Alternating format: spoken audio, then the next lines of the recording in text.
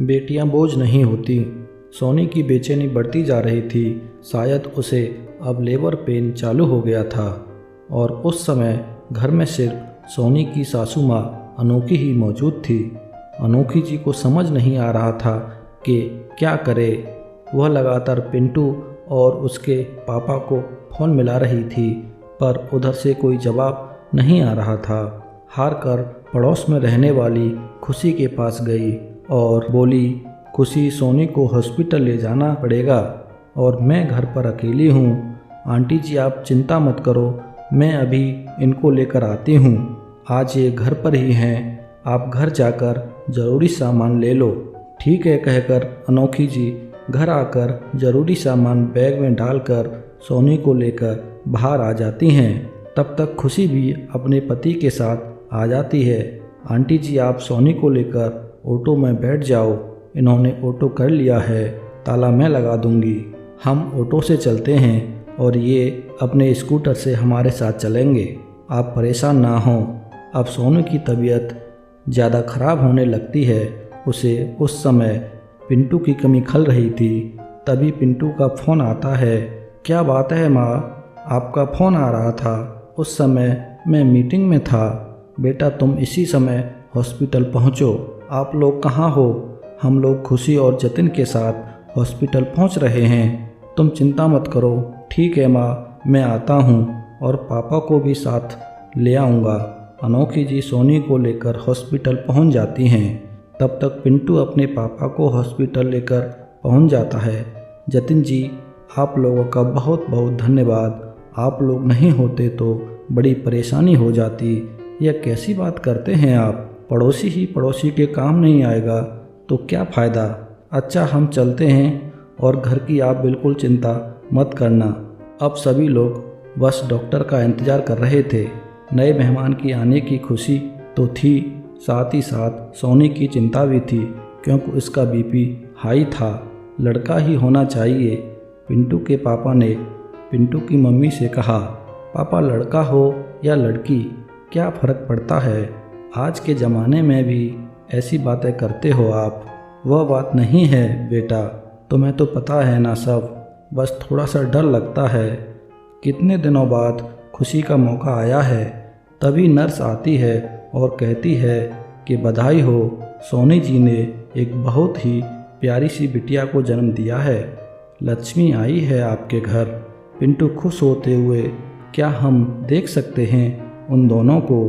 अभी थोड़ी देर बाद आप देख सकते हैं। पिंटू देखता है कि मम्मी पापा दोनों के चेहरों पर चिंता की लकीरें साफ दिख रही थी। पिंटू भी जानता था कि मम्मी पापा की चिंता का कारण क्या है। फिर कहता है, चिंता छोड़ो, सोनी के पास जाना है, उसे पता नहीं चलना चाहिए। सभी लोग अंदर जाते हैं। अंदर जाकर पिंटू बच्ची को गोदी में उठा लेता है। कितनी प्यारी है गुड़िया, एकदम परी जैसी है ना पापा? हाँ बिल्कुल परी जैसी। यह कहकर पापा जी ने उसके सिर पर हाथ फेरा और बाहर निकल गए। देख लिया अपनी गुड़िया को तो चल थोड़ी देर आराम करने दे बहू को, और तू भी बाहर जा पापा के साथ, तुम दोनों घर पर जाकर आराम करो। यहाँ मैं हूँ बहू के साथ। उन दोनों के जाने के बाद अनोखी जी ने बच्चे को हाथ में उठाया और बोली, आ गई अभागी, तेरी जगह एक बेटा आ जाता तो अच्छा होता। अपनी सास के मुंह से ऐसी बात सुनकर सोनी ने कहा, ये क्या कह रही हैं मम्मी जी आप? आपकी सोच तो ऐसी नहीं थी, आज क्या हो गया है आपको? यह कौन से ज़माने की बातें कर रही हैं आप? आजकल तो बेटियां बेटों से भी ज़्यादा नाम कमाती हैं। हाँ बहू तुम ठीक कह रही हो, पर बेटा हो जाता तो हम सुनिश्चित हो जाते। कुछ भी कहो, बेटियां न चाहते हुए भी बोझ बन जाती हैं। बेटा तुम्हें पता नहीं, कहकर अनोखी जी ने एक दर्द के साथ गहरी सांस ली। क्या बात है मम्मी जी, आप मुझसे कुछ छिपा रही हैं? क्योंकि जहाँ तक मैं जानती हूँ आपकी सोच ऐसी नहीं है। क्या करोगी जानकर? अभी तुम आराम करो, बाद में बातें करेंगे। नहीं मम्मी जी, मुझे बेचैनी लगी रहेगी, आप बताइए ना प्लीज़। बेटा तुमसे हमने एक बात छुपाई है, उसके लिए हमें माफ़ कर देना। क्या मम्मी जी, ऐसी क्या बात है? बेटा, पिंटू की एक बहन थी जो अब इस दुनिया में नहीं है। क्यों, क्या हुआ था? और आपने मुझसे यह बात क्यों छुपाई थी? सोनी ने कहा। बेटा, दर्द भरी बातों को भूल जाना ही अच्छा होता है, पर आज गुड़िया ने फिर से वह जख्म हरे कर दिए। उसका नाम पूजा था, बहुत सुंदर और पढ़ी लिखी थी, एक स्कूल में नौकरी करती थी, बहुत सीधी, सबका कहना न मानना तो उसने सीखा ही नहीं था। वह सबकी लाडली थी। शादी की उम्र हो गई तो एक अच्छा सा घर देखकर उसकी शादी कर दी।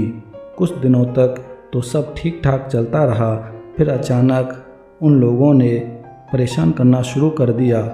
कभी कुछ मांग करते तो कभी कुछ। अगर वह मना करती तो उसे मारा जाता, यहाँ तक कि उसे पागल कहने लगे थे। वह डरते डरते फ़ोन करती थी।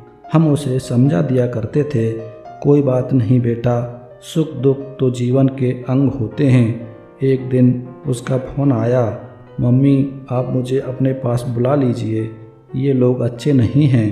हमने उसे बुला तो लिया, समझा बुझाकर उसे वापस भेज दिया ताकि लोग तरह तरह की बातें ना करें। उसने बहुत मना किया कि वो लोग मुझे मार देंगे, और बड़ों की मर्जी के आगे किसी की नहीं चली और उसे वापस भेज दिया गया। वह आखिरी दिन था जब हमने उसे देखा था।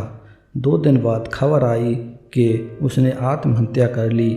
हम जानते थे कि वह ऐसा नहीं कर सकती, उन्हीं लोगों ने कुछ किया होगा, पर अब क्या हो सकता था। वह चली गई, हम उसे बचा सकते थे पर बचा नहीं सके।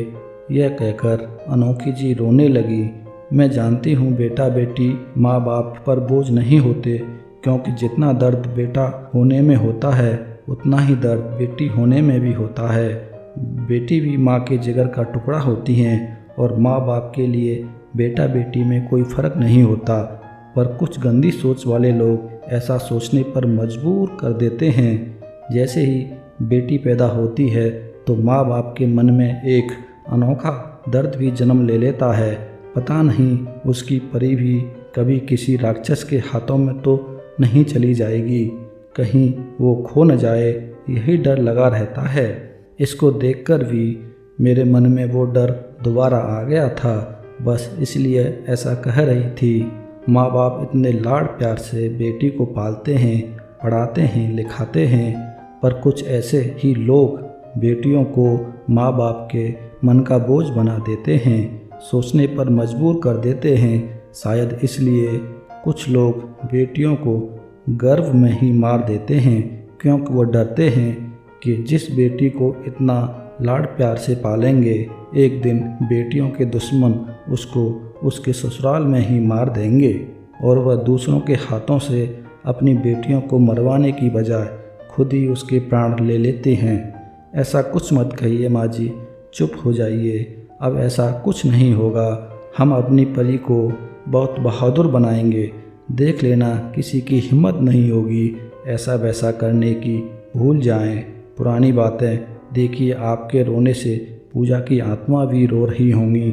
हाँ बेटा, शायद तुम ठीक कह रही हो। आज मेरी गुड़िया कहीं पूजा ही तो नहीं है जो अपनी माँ का खाली आंचल भरने दोबारा आ गई हो। यह कहकर अनोखी जी छोटी सी गुड़िया को अपनी छाती से लगा लेती हैं और सोनी उन दोनों को बस इस तरह देखकर बहुत खुश हो जाती है और आंखें बंद कर सोने की कोशिश करने लगती है। दोस्तों, यह कहानी आपको कैसी लगी हमें कमेंट में अपनी राय ज़रूर दें और ऐसी ही कहानी सुनने के लिए हमारे चैनल को सब्सक्राइब ज़रूर कर लें। धन्यवाद।